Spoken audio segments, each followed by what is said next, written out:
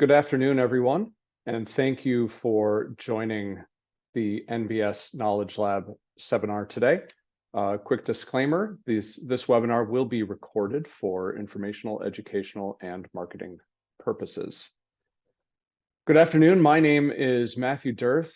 I am a professor of practice in the Banking and Finance division at NTU's Nanyang Business School.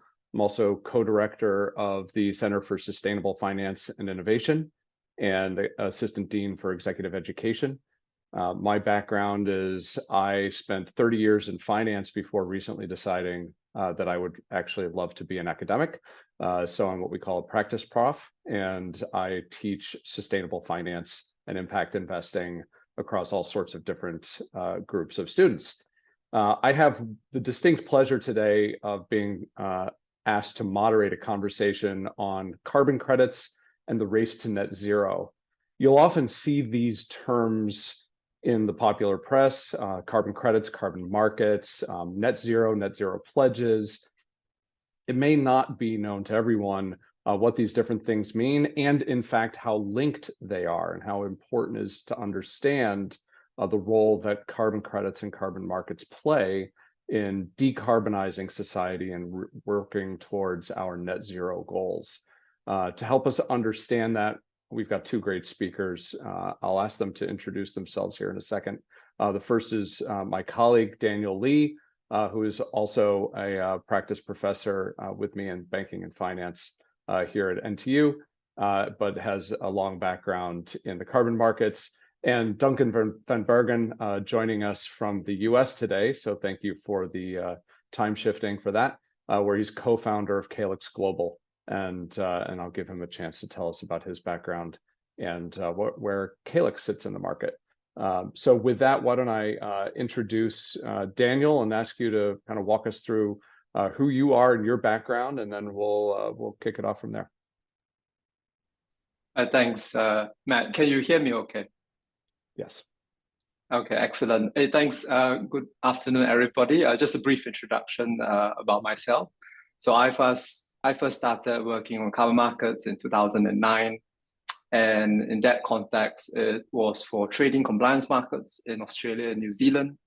And then I later moved to voluntary carbon markets sometime in 2018 or so. And that was more upstream project development. So that was working with regional governments, trying to establish nature-based solutions projects in the region.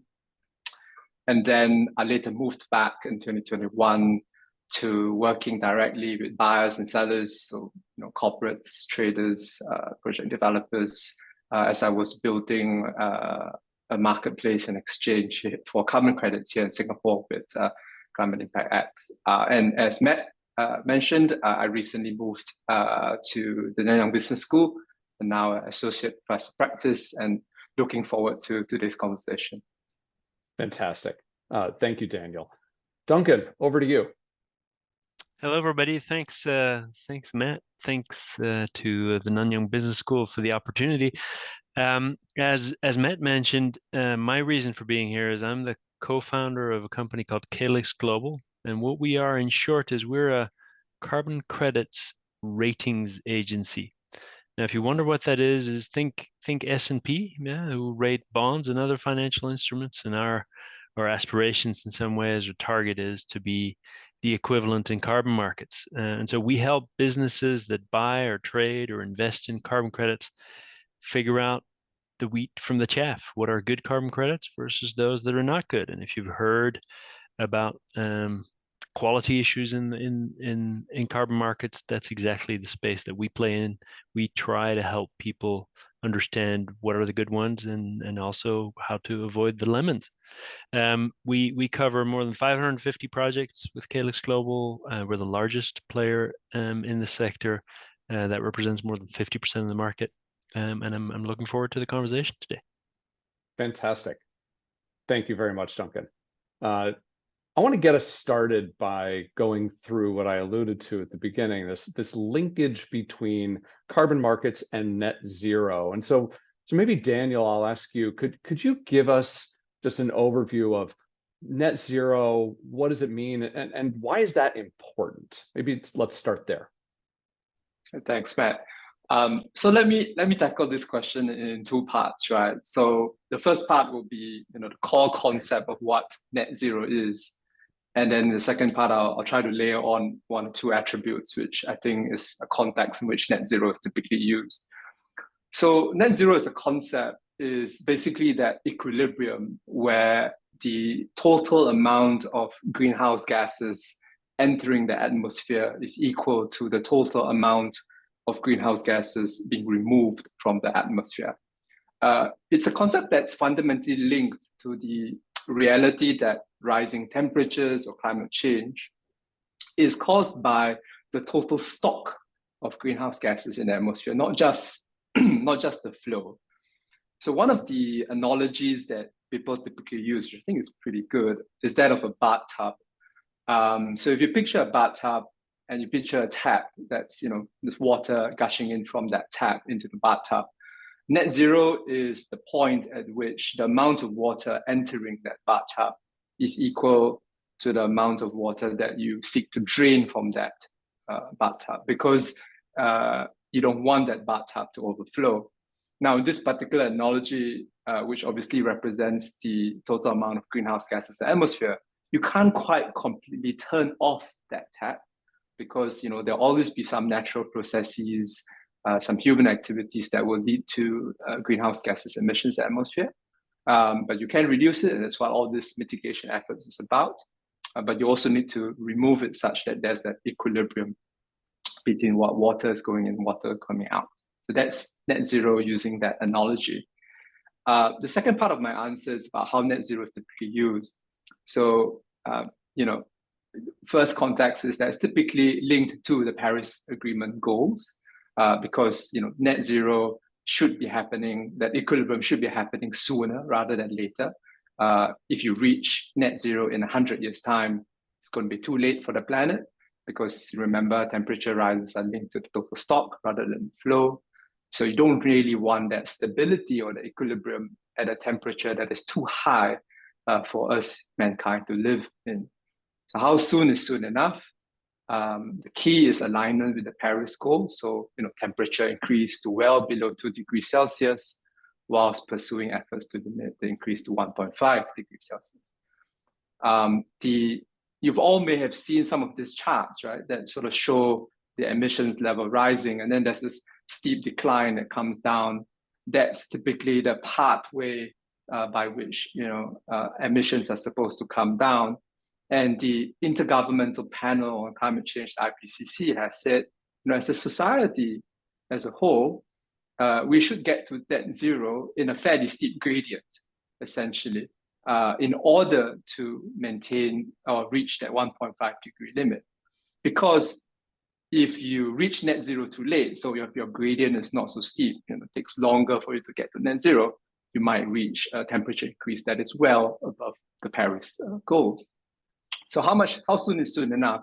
Very briefly, IPCC says that using 2019 emissions levels as a baseline, you should have a reduction in 2030 by 43%, and by 2050 by 84%. So that just gives you a sense of the steepness of that decline, if you will.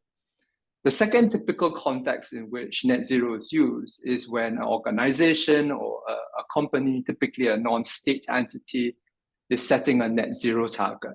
And then the debate is, which emissions do you take into account? Because, of course, we all know as a planet, we want to get to net zero. But as an organization, as a company, you're drawing that boundary around yourself. You say, well, I want to get to net zero as well, or set a target. Which emissions do I take into account?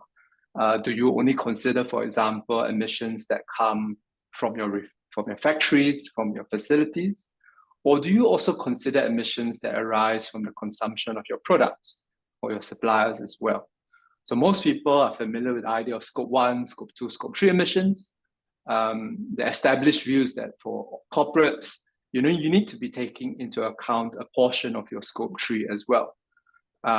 Whilst acknowledging that it's quite a difficult area because of lack of data or lack of influence, there are some finer details about how much of Scope 3 do you take into account? And most people say the gold standard is to take into account everything, but SBTI, for example, does have some nuance around it, but we won't go into that detail. So that's in a nutshell the response, Matt. Fantastic. So net zero is really important. We've got to kind of get there quickly so that we can limit temperature rise. I love that bathtub analogy. I think that resonates with everyone. I've got like a whole bunch of follow-up questions for this because now it's like, okay, we have this idea of net zero. How do we think about carbon credits? Like, what's the role of carbon credits in getting companies to net zero? Maybe let's just start there. Yeah, it's a super big question, Matt, because I should caveat my response that there's a big debate on this topic, right? But it's fine. I mean, we can deal with debate.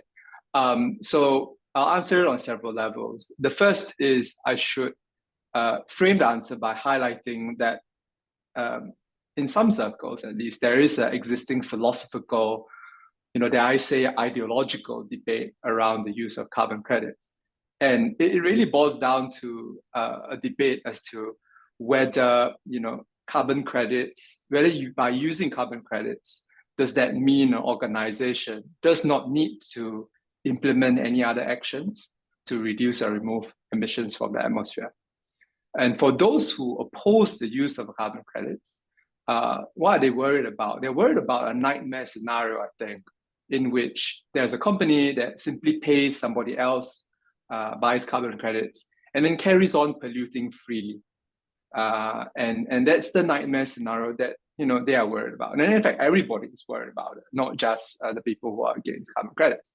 And sometimes this argument, and we'll get to that when we get to Duncan's section later, sometimes this argument also layers in the argument that, carbon credits are of low quality. But that fundamentally is a separate point from this ideological debate. The main point here is the contention that the use of credits distracts or somehow excuses a company from making changes to its operations. The response to this argument, however, is that it's not an exclusive solution, and it's rather a complementary one. So it's not either or, but rather it is all of the above. So carbon credits are a complementary solution rather than exclusive solution. Of course, if you take a step back and you stick away from the ideological debate, the real debate or the finer points of the debate comes down to how much should you use it and under what circumstances, notwithstanding that it's complementarity, right? So the debate there will be, what are the guardrails, how much is acceptable, et cetera, et cetera. I think it's worthwhile I just zoom in onto a few points given time constraints, but it's worthwhile to highlight, I think, a few different scenarios in which carbon credits can be used to get to net zero. So we'll start with the areas where there is general consensus and then move to where there's more debate. So first of all, most people agree, I think, that you can use carbon credits, or a company can use carbon credits for emissions that it cannot eliminate completely, provided that it has made all the efforts necessary to reduce its emissions first. That's a big proviso, because in practice, the reason that you get consensus here is because people will often say you've done all you can, and that point in time where you've done all you can is somewhere far out in 2050. So it doesn't really matter anyway. Yes, I can agree that you can use it because it's just decades away.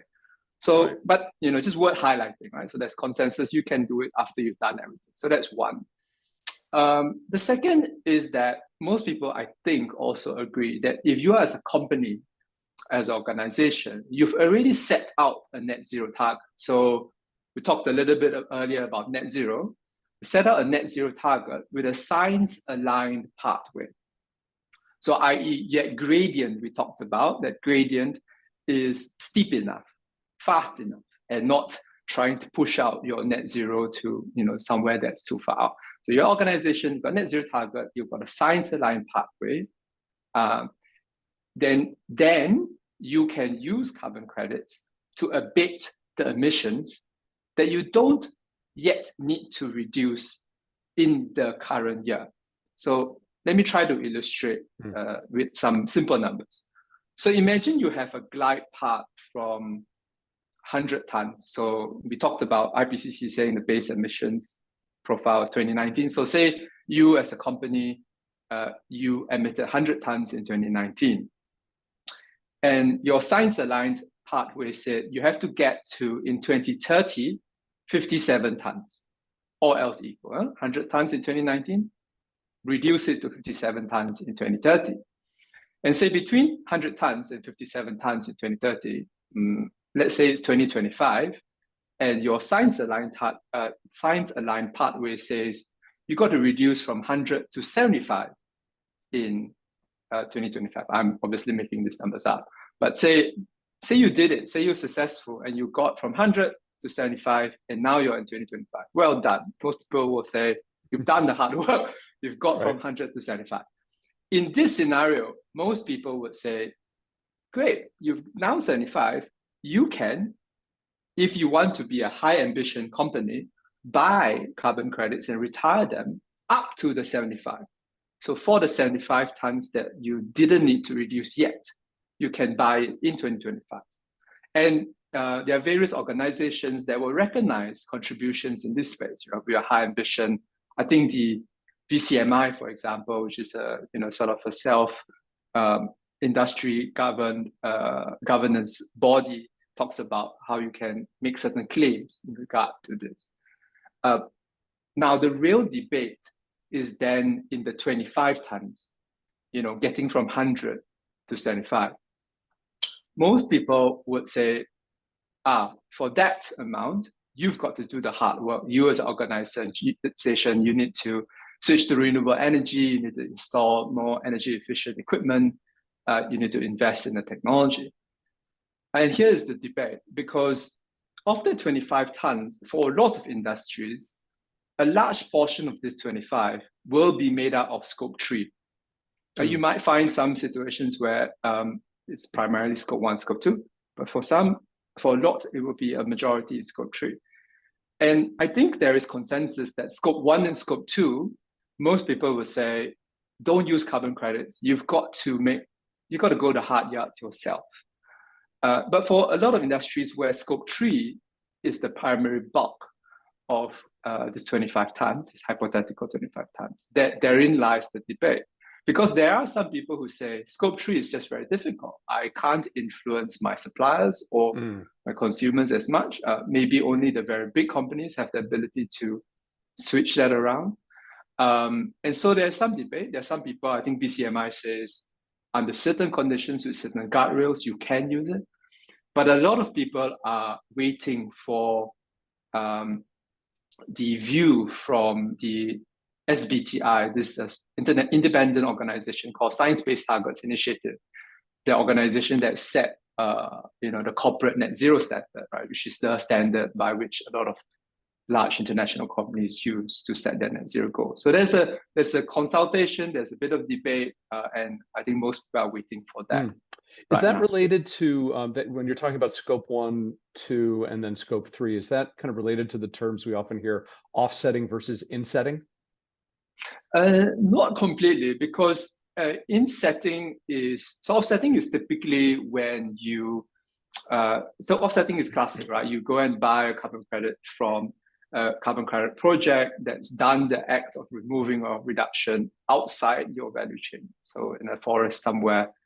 Insetting is typically a situation where you're the company trying to implement initiatives within your value chain yourselves.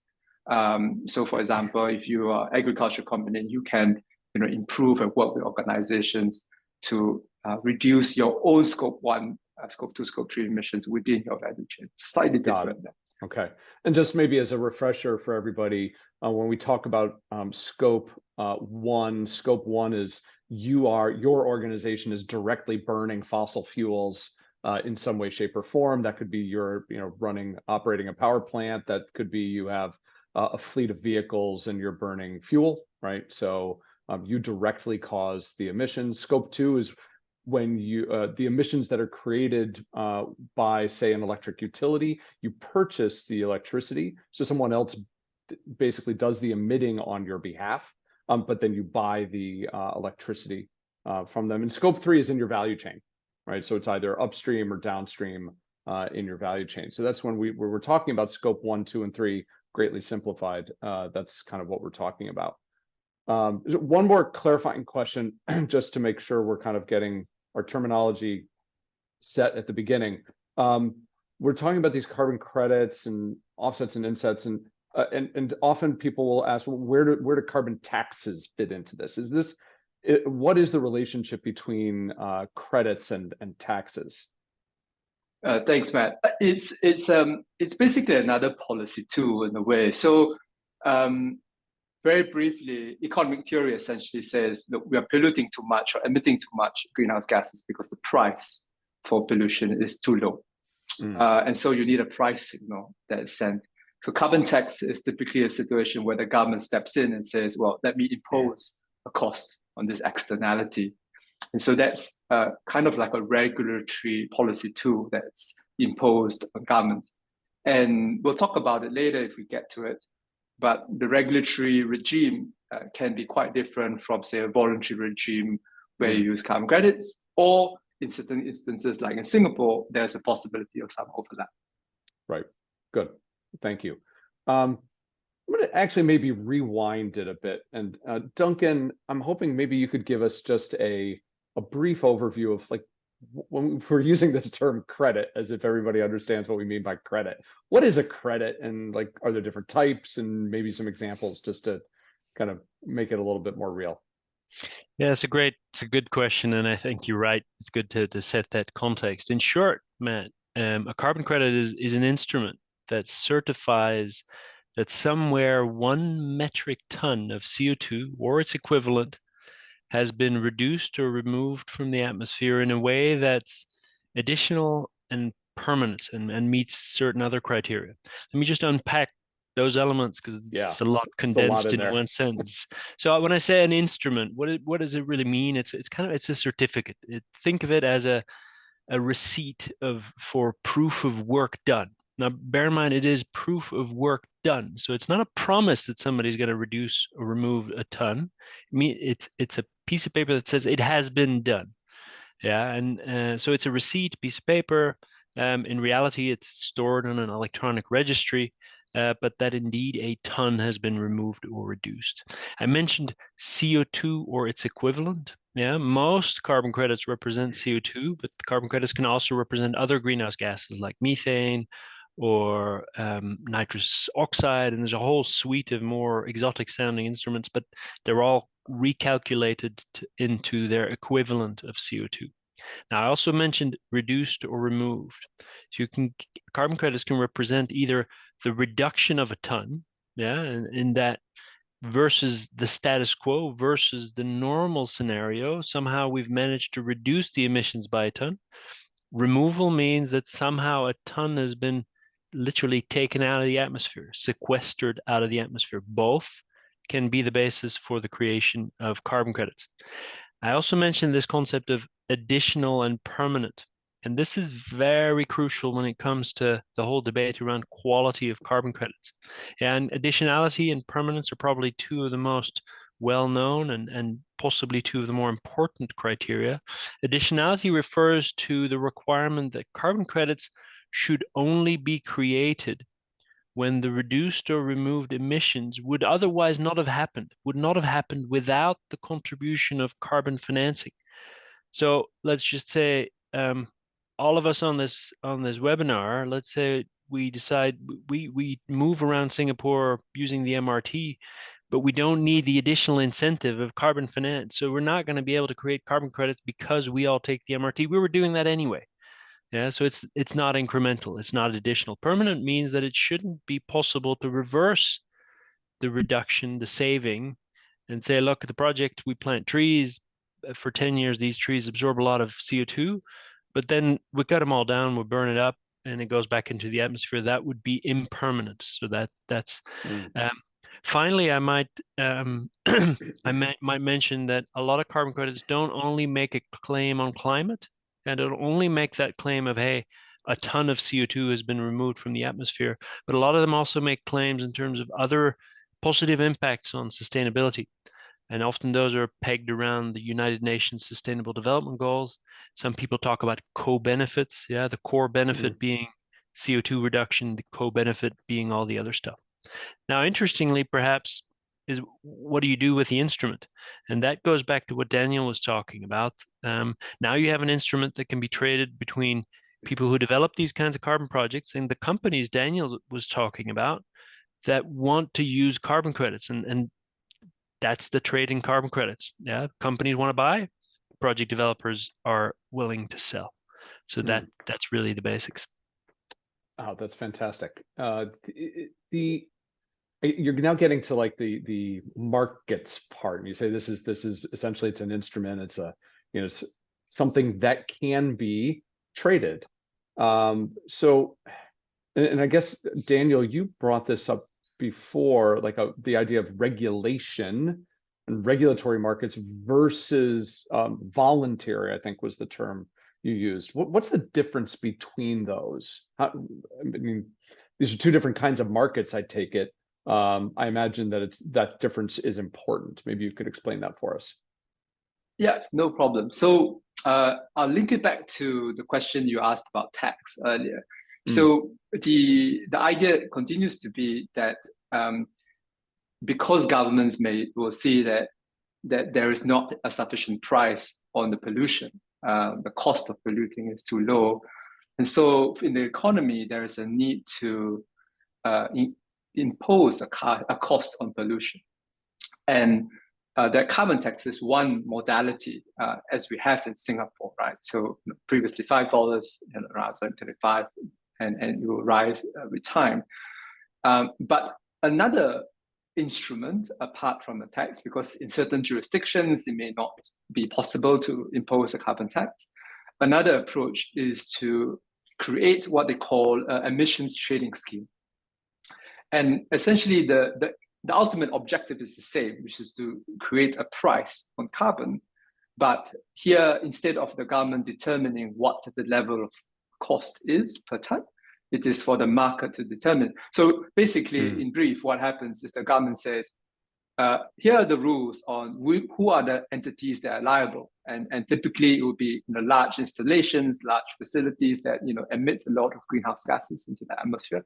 The power generation is typically an easy one to impose this on. And you say, well, for every ton of greenhouse gas or CO2 equivalent that you emit, you need to buy and surrender a permit or allowance. And I will impose this across the board on this sector. And companies may then say, well, I'm, for example, emitting 100, I need to acquire 100 allowances and surrender to the government, otherwise I have some sort of massive fine.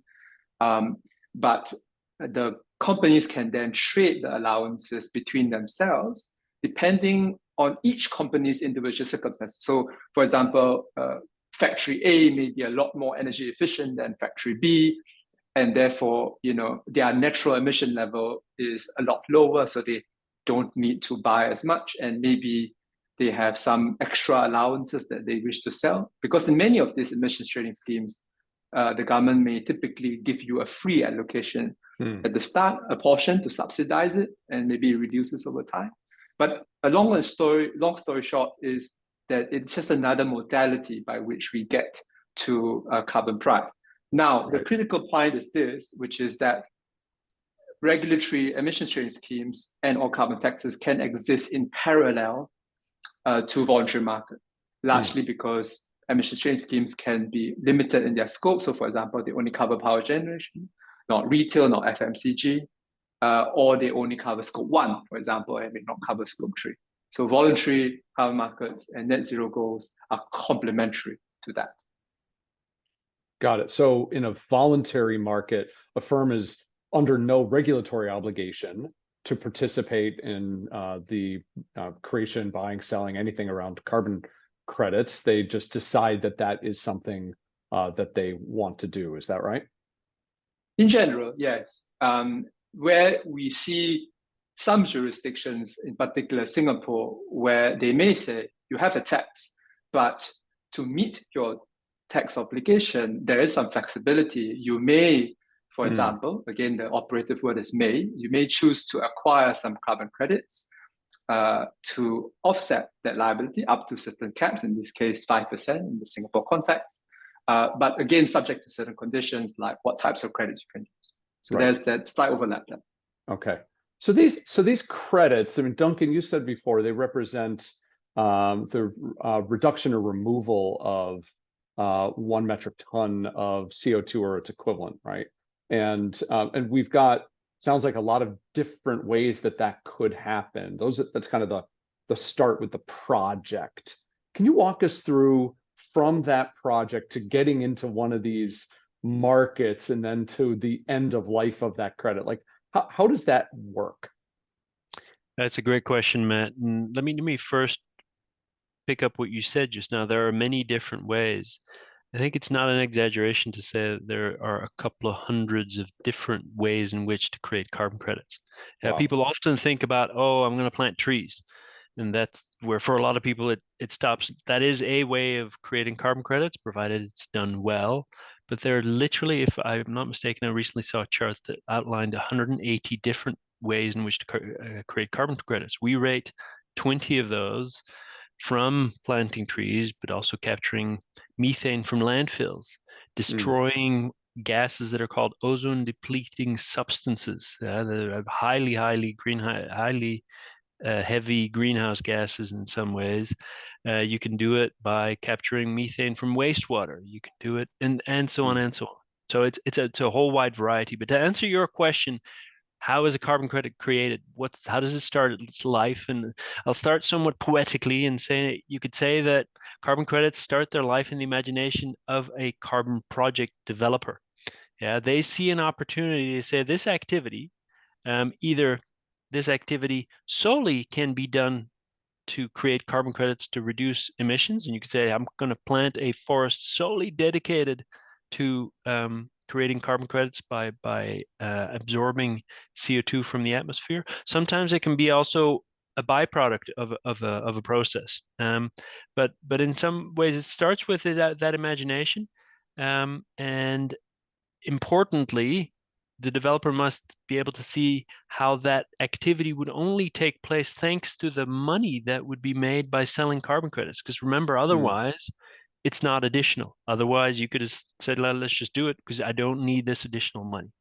Now, to turn the results of that project, the effects of that project, the carbon sequestering effect of a project into credits, the project developer first has to choose, and now it gets a little bit technical, has to choose a standard and a methodology, which is almost like the recipe that allows them to turn that activity, that allows them to turn that planting of trees or capturing of methane from a landfill into single carbon credits. That's almost, think of it as almost the securitization of that carbon reducing or removing activity into individual carbon credits. And so the methodology is the recipe that prescribes how the developer is going to do that. So let me take a very concrete example. A landfill gas project developer might see the opportunity to put in additional equipment to capture some of the methane that naturally comes out of a landfill, and flare it. Yeah, you'd say, oh, well, flaring is still going to create CO2, but it's not methane. So you kind of reduce the CO2, the greenhouse gas effect of the methane. They might just use the Climate Action Reserve, which is one of the leading standards for the creation of carbon credits. And the Climate Action Reserve has a protocol or a methodology for landfill gas projects, and that prescribes in great detail all the measurements you must take, all the reporting you have to do, all the checks and balances, all the verifications you have to do to be able to create those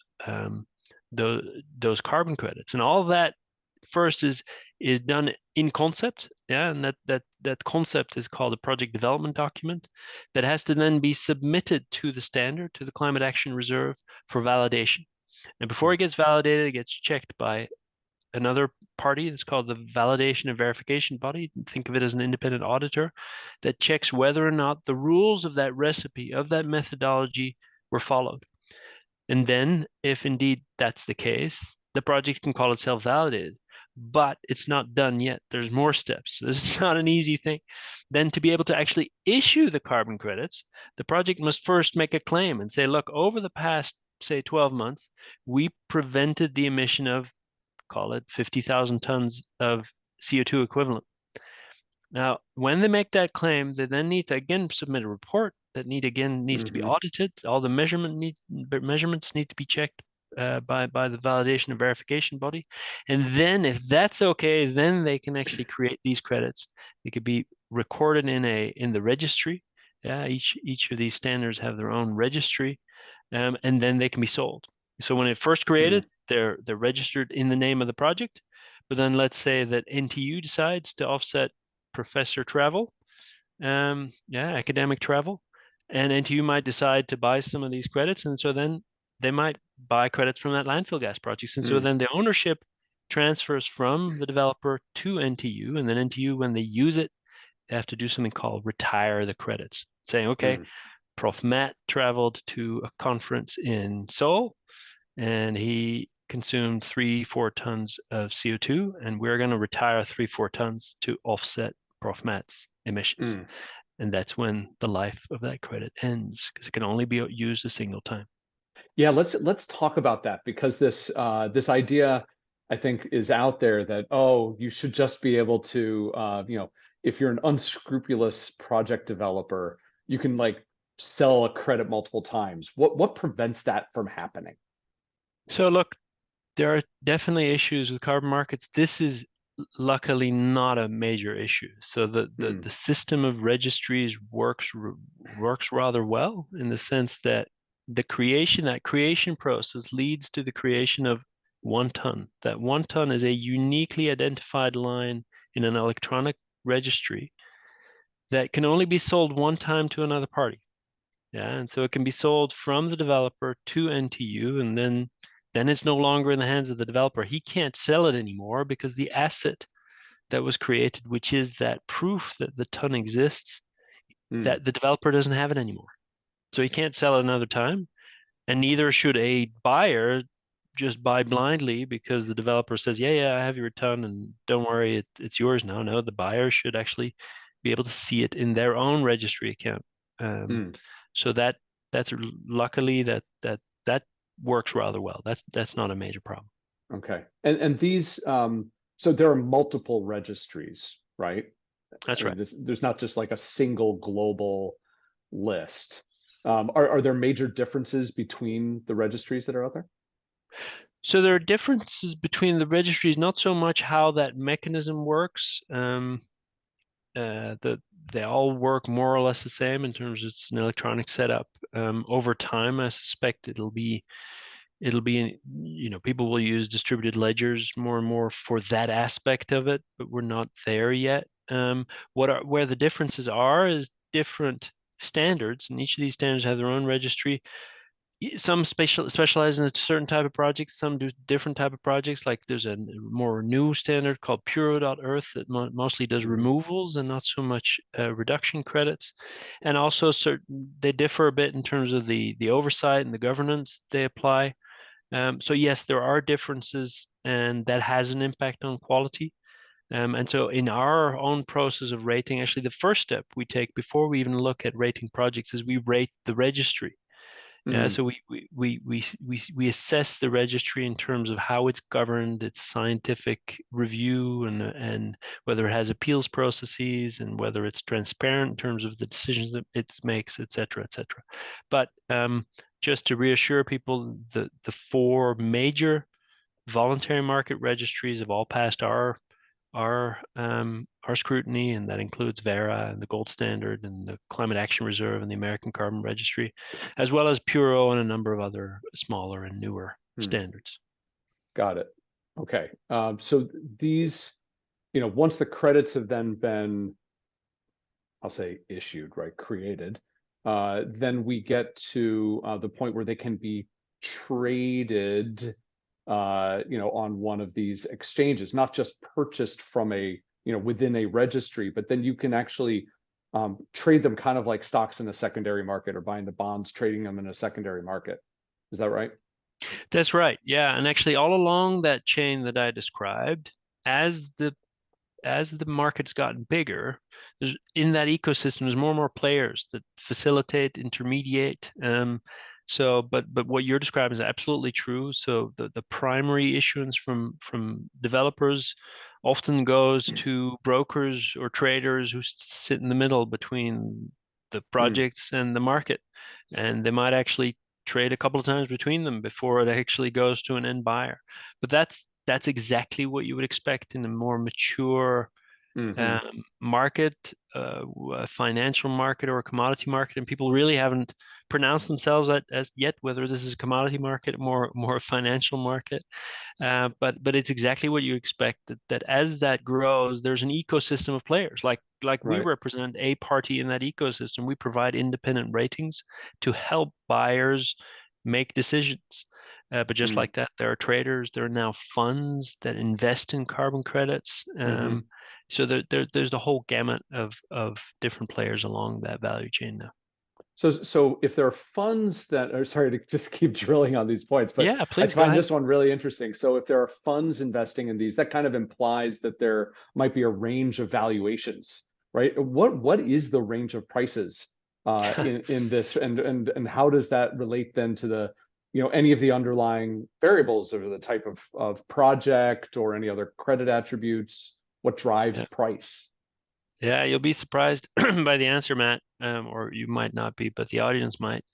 It goes all the way from 50 cents for a ton, so 50 cents for one credit, all the way up to more than $1,000 for a credit. Now remember, this is always for one credit representing 1 ton of reduced or removed emissions.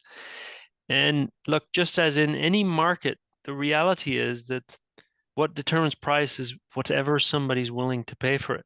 Right. Traditionally, people haven't really had that much information at their fingertips around, well, what makes the difference between one and the other. And so historically, it's been around somehow the biggest impact was the marketing value of the activity that took place. People, were really excited about being able to show this is a project that conserves forests, and look at the elephant, or look at the community, and this and that. Now, the reality has proven that that's not always a good guide as to whether the credit actually was a good credit or not. But just to give it a sense, at the very bottom end of that price range today, you can find credits from large scale hydro projects in a number of countries around the world. Now, those are really challenged on the basis of additionality. There's a lot of people that claim, and there's a lot of studies that affirm this, that these projects would have happened anyway, even without carbon finance. And in some cases, we see projects that actually thought of carbon credits 3 years after the project was started being built. You can go like, okay, well, clearly it wasn't a key element. And so that's a combination of low quality, and also the appetite of the market just isn't there. All the way on the other end, people seem to be very willing to pay high prices, although it's not a high volume market, $800 and above for direct air capture. Now, there's some mostly pilot scale projects that have built installations that suck CO2 out of the atmosphere, literally. Now, whether that will ever scale to the kind of scale where it really has impact in the world, we'll see, and whether the price can come down, we'll see. But then in between those extremes, a lot of credits today trade in the, call it $10 to $50 range, and that ranges from things like landfill gas, methane capture, to tree planting projects, to biochar, which is one of the more popular ones. And more what we are starting to see is, as better information becomes available on the inherent quality, the efficacy of the credit, how good a job it does at representing 1 ton, the more we are seeing correlation between quality and price. Yeah, you're to me, that's actually getting at one of the really important points here. And I don't know if this is for you or for Daniel, but like, I'm wondering, what do we know about how effective this whole carbon markets ecosystem is in actually leading to greenhouse gas emissions reductions? Like, do we know anything about this? I'm not sure if there have been studies that have kind of looked into this. And Daniel, I'll give a piece, but maybe you want to add other pieces to the answer. We're now in the range of a few billion tons that have cumulatively been reduced or removed from the atmosphere as a result of these voluntary carbon markets. So it's starting to be meaningful.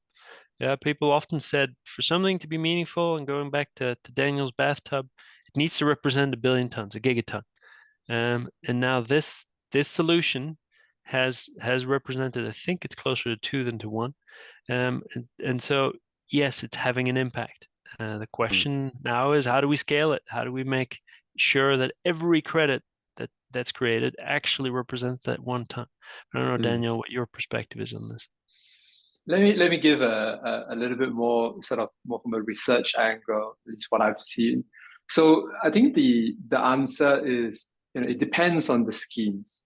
And for this, I'm just broadening a little bit to include regulatory markets as well.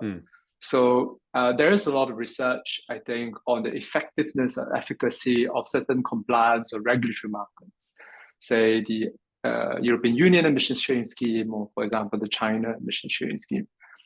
And the conclusions do range from fairly conclusive. So, for example, there's a lot of support for the EU emissions trading scheme, to maybe it's early days for the China emissions trading scheme. And the reason for that is because the schemes do vary a lot in terms of design. Then there's also research, I think, that points to how the voluntary carbon credit buyers, so they basically looked at the companies that disclose that they buy carbon credits, how these buyers tend to lead in terms of the climate action. How they have better targets, they're doing more initiatives to reduce their own emissions on their own, doing the hard yards on themselves, how much they invest, versus those that don't participate in the markets. Now, this is slightly at a different tangent, but it's really trying to that research is trying to deal with the notion, or dispel the notion, that companies that use carbon credits basically use it as an excuse to don't do anything else. So that's another kind of area of research.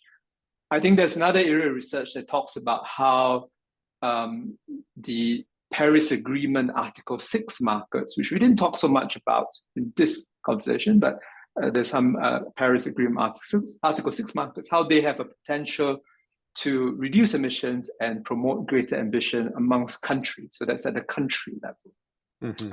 And then lastly, I think there's a bucket of research that talks about the efficacy between a carbon tax versus emissions trading scheme. So, some people argue that's a bit more theoretical, but they do look at it from a practical perspective as well. And there, I think the common theme is that the details do matter.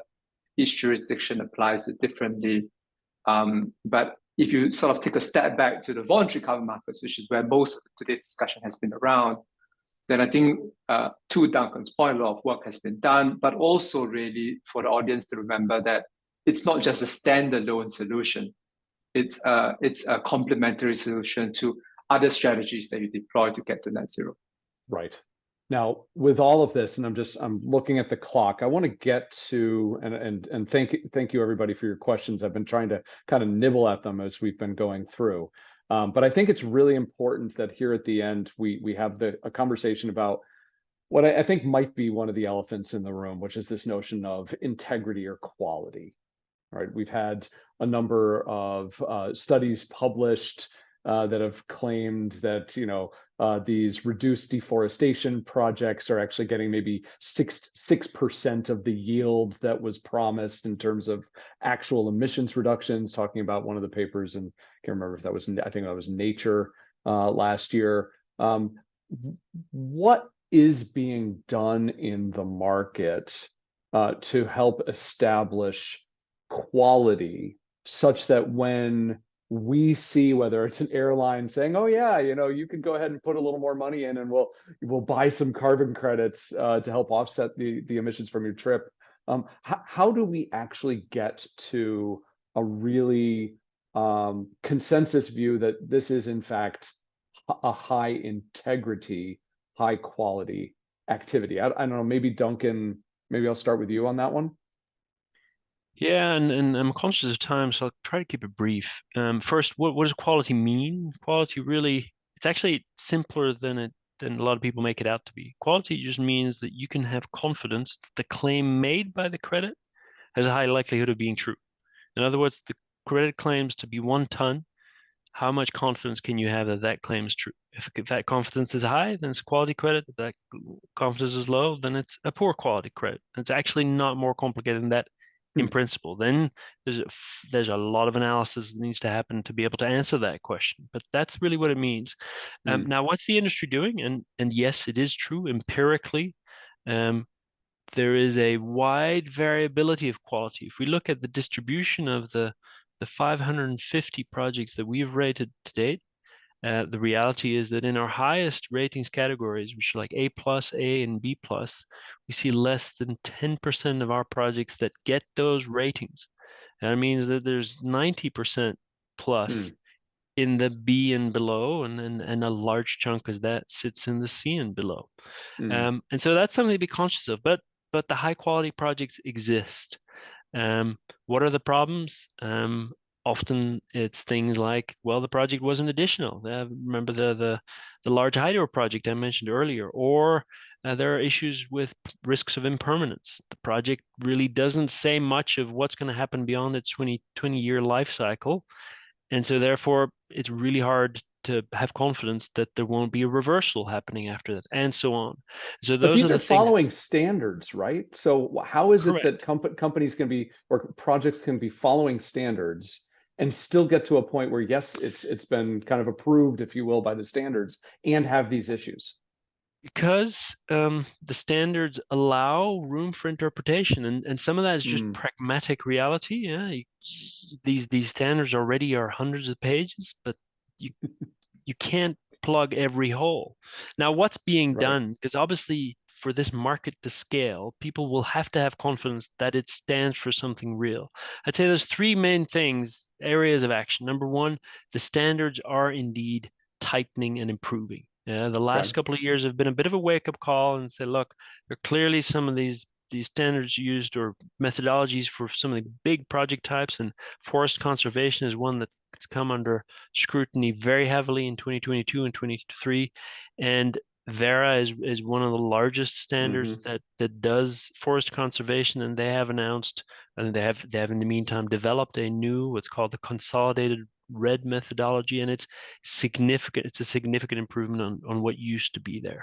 And likewise, standards are being, or methodologies being tightened across. So that's one. The second is the industry as a whole has taken a number of initiatives and steps and created a body called the Integrity Council for the Voluntary Carbon Market. And they have recently started issuing labels. They call it, these labels, the core carbon principles, and there are a number of project types that now get that label, which is a sign that that there is a lower risk with that type of project. And then the third is the ecosystem, as I said, is maturing, and companies like ours, and we have a number of competitors out there, didn't exist 4 or 5 years ago. And now you can use the kind of information that we produce to make decisions on buying high quality carbon credits. And it's early days, but we are seeing, and we recently developed a report and issued it called The State of Quality in the Voluntary Carbon Market. And in that report that you can find on our website, you can see that the issuance of the lowest categories of carbon credits have actually decreased over the last 18, 24 months. So it's too early to, it's one of these, it's too early to call spring when you see one flower blooming, but there are some signs that improvement is on the way. That's great. That's very good to hear. And thank you for pointing us towards that report. Here at the end, I'm going to invite you guys to each kind of give just a closing remark and maybe your view on what's most important for our viewers today to take away from this, and kind of direction where the market's heading, something along those lines. Maybe Daniel, turn it over to you. What would you conclude with today? Yeah, no problems. Thanks, Matt. I think, first of all, thanks, Matt, for the session, and the audience for dialing in. I think I would just leave the audience with this thought that beyond the quality of the credit itself, as Duncan has so well explained, the quality of the claim, or how you use it, how it features within your overall net zero strategy, is pretty important as well. largely because if you do it in a way that people may say you're greenwashing. So for example, if you fulfill that nightmare scenario of as a company, you're just buying credits and not doing anything else. If you can buy the best quality credits, and if you don't do anything else, but just buy credits, then you're going to find yourself in a situation where you'll be criticized. So I think combining the integrity of the claim with the integrity use of high integrity credits is critical. It's a combination of that.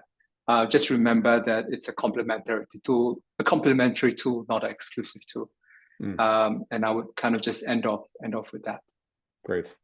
Duncan, how about yourself? Any concluding thoughts? Well, I've been at the 3-foot level in this discussion for a long time. I'm going to go up to the 30,000-foot level here, and I'll share something that one of my earliest friends in carbon markets told me, and he said, Duncan, if you can, you must. And I'd leave that thought with the audience. And yes, there's a lot of debate going on, and justifiable debate, but ultimately there is a need for more and faster action. And I'll be the last one to be a cheerleader for carbon markets or say that it's a silver bullet. It most definitely is not. Companies would delude themselves if they thought carbon credits are a climate action plan. They're not. They can be a piece of a climate action plan, but no action is the worst. To use the bathtub analogy, it's much more valuable for the planet to reduce the flow of that tap a little bit today than it is to reduce the flow of that tap in 2030. That makes a material difference. There is such a thing as the time value of carbon savings. And so if you can, you must. Yep. It's a great way to make it very real for people. Thank you. You guys have been fantastic. It's been a pleasure moderating this session. I guess I'll leave one thought of my own with the audience. This is a really dynamic, interesting, and important market, and it takes a little bit of work to stay on top of everything that's going on because it's pretty new, it's evolving in front of us. It's kind of like, I'm going 60 miles an hour down the highway while I'm building the car around me. Sometimes it feels that way. So at the same time, if you do have an interest in this, it's worth spending some time to kind of get yourself up the curve. And I hope everybody enjoys that learning journey. I will ask, as we say goodbye, please, we do have one more thing for you. Please, very short survey here at the end to help us make these Knowledge Lab series events more impactful and valuable for everybody. Please do us a favor, scan the QR and give us your survey responses. Sorry we couldn't get to all of your questions. You guys have been very interactive in the Q&A. Hope this was a good learning experience for everybody. And thank you again for spending your lunch hour with us. Wishing everybody a great rest of your Thursday and remainder of the week. Thank you.